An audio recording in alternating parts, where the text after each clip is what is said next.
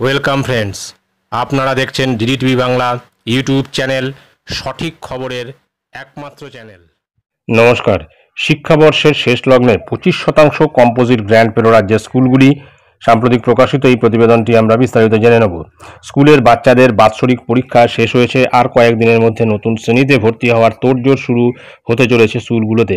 শিক্ষাবর্ষের একদম শেষ লগ্নে এসে এবার মাত্র 25% কম্পোজিট গ্র্যান্ট পাচ্ছে স্কুলগুলি।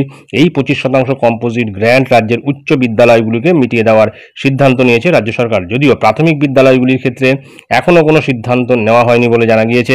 এই বিষয়ে জেলা এবং নথিভুক্তিকরণের ভিত্তিতে বরাদ্দকৃত অর্থ বাংলার শিক্ষা পোর্টালে আপলোড করা হয়েছে। রাজ্যের অভিযোগ, কেন্দ্রীয় সরকার তার ভাগের অর্থ দিচ্ছে না, তাই স্কুলগুলোকে সম্পূর্ণ অর্থ দেওয়া সম্ভব হচ্ছে না।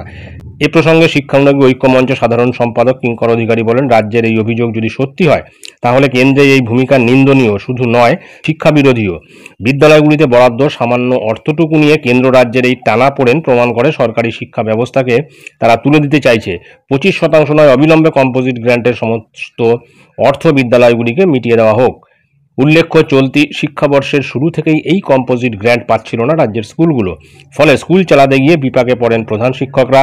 স্কুলের চক ডাস্টার থেকে শুরু করে পরীক্ষার খাতাপত্র ছাপানো পর্যন্ত সমস্ত কিছু কিনতে হিমশিম খাওয়ার মতো অবস্থা হয় স্কুলগুলোর। শুধু তাই নয়, এই ফান্ড থেকে পার্শ্ব শিক্ষকদের বেতনও দেওয়া হয়ে থাকে। এমনকি এই অর্থের মধ্যে থেকেই স্কুলের বেঞ্চ, চেয়ার, টেবিল মেরামত করা হয়।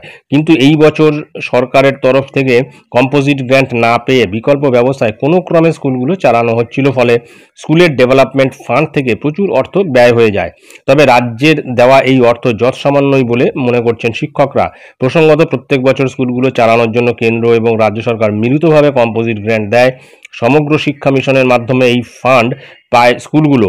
যেই স্কুলে 1500-র বেশি ছাত্রছাত্রী আছে সেই স্কুলগুলোকে 100%, যেই স্কুলে 1000 জন পড়ুয়া আছে সেই স্কুলগুলোকে 75%, যেই স্কুলে 500 মতো পড়ুয়া আছে সেই স্কুলগুলোকে 50%, এবং যে স্কুলে 250-এর মতো পড়ুয়া আছে সেই স্কুলগুলোকে 25% অর্থ বরাদ্দ করা হয়।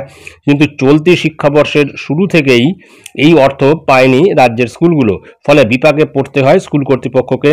এখন শিক্ষাবর্ষের শেষ লগ্নে এসে এই 25% অর্থ কতটা কাজে লাগবে তা নিয়ে সন্দিহান রয়েছেন শিক্ষকরা। সুতরাং বোঝা যাচ্ছে কম্পোজিট গ্র্যান্টের অর্থ কেন্দ্র থেকে বরাদ্দ না হওয়ায় শুধুমাত্র রাজ্যের বরাদ্দকৃত অর্থের 25% কিন্তু শুধুমাত্র স্কুলগুলিকে দেওয়া হচ্ছে। তবে এর মধ্যে প্রাথমিক স্কুলগুলি কিন্তু বাদ রয়েছে। প্রাথমিক স্কুলগুলিকে কিন্তু আপাতত দেওয়া হচ্ছে না। এখন যে পরিমাণ অর্থ স্কুলগুলিকে দেওয়া হচ্ছে কম্পোজিট গ্র্যান্ট বাবদ, সেই অর্থে কিন্তু স্কুলগুলির দৈনন্দিন কাজকর্ম চালানো প্রায় অসম্ভব হয়ে পড়ছে। এখন দেখার বিষয় যে কেন্দ্রীয় সরকারের বরাদ্দকৃত কম্পোজিট গ্র্যান্টের অর্থ কবে মেলে। এটাই ছিল গুরুত্বপূর্ণ আপডেট কম্পোজিট গ্র্যান্ট সংক্রান্ত, যা আমি আপনাদের সঙ্গে শেয়ার করলাম। ধন্যবাদ।